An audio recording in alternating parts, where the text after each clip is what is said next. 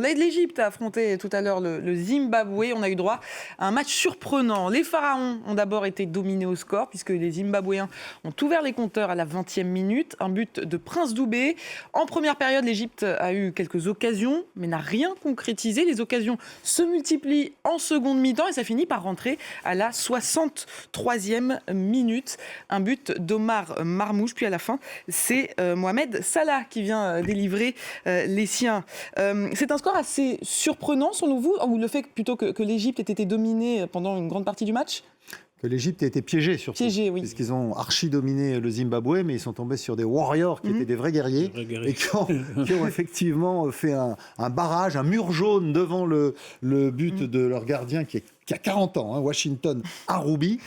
Et donc, ils ont tenu et ils ont marqué sur une contre-attaque par Prince Doubé, un garçon qui joue au Yanga, le grand club de Dar es Salaam en Tanzanie. Et donc, c'était une action incroyable parce qu'ils n'avaient pas eu d'occasion jusqu'alors. L'Égypte est connue pour la rigueur de sa défense, mais alors là, ils sont passés complètement au travers. Et je crois qu'en fait, leur entraîneur, qui vient d'arriver d'ailleurs, qui est un Roumain qui s'appelle Marinica, a fait un système assez audacieux et un jeu très direct qui venait chercher les défenseurs égyptiens en 1 contre 1. Donc ça a payé en début de match. Après, je crois qu'ils étaient vraiment fatigués. Et l'Égypte ayant un gros effectif, ayant des solutions de rechange vraiment intéressantes, Osama Hassan a fait un bon coaching et ils ont réussi à revenir. Oui, c'est vrai que c'est les stars qui ont sauvé la baraque, puisque finalement Marmouche et Mo Salah, c'est eux qu'on attend.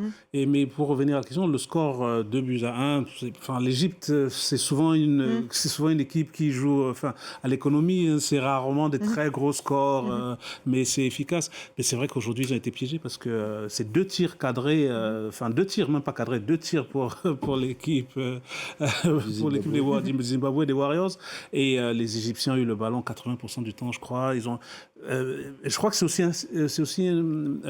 ils ont démontré des capacités mentales d'aller rechercher un score, même si dans leur football, c'est pas le foot qu'ils préfèrent, où ils sont obligés de faire le jeu, ils préfèrent attendre un peu et contrer.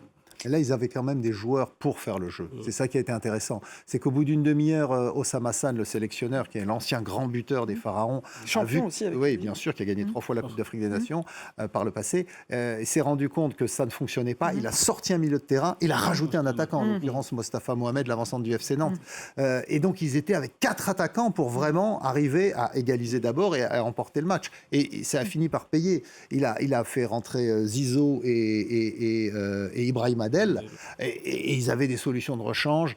Cette Égypte, ce sera encore une équipe très difficile à battre. Ce sera un candidat au titre. Et qu'est-ce que vous avez pensé du match de Mohamed Salah ? C'est du Mohamed Salah. Et je trouve que la Coupe d'Afrique lui permet d'oublier ses déboires actuels à Liverpool. Et puis il a marqué, finalement. Qu'est-ce qu'on attend de Mo Salah, si ce n'est de faire la différence sur des matchs comme ceux-là, où justement, des matchs difficiles, des matchs compliqués, c'est là que les grandes stars doivent se faire voir. Et là, il était présent. Je l'ai senti un peu à court de rythme quand même. Il a fait un très bon début de match. Comme l'Égypte n'a pas marqué, après il a été un peu effacé et il a refini fort sur la fin avec ce but qui a été déterminant, mais il y a quand même un moment où il avait un peu disparu.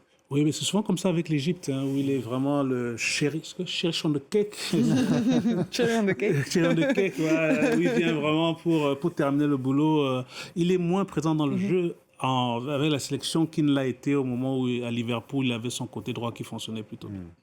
Le prochain match de l'Égypte, ce sera face à l'Afrique du Sud. Sur qui vous mettriez une pièce comme ça, au vu des matchs du jour ? C'est un des 3-4 chocs de ce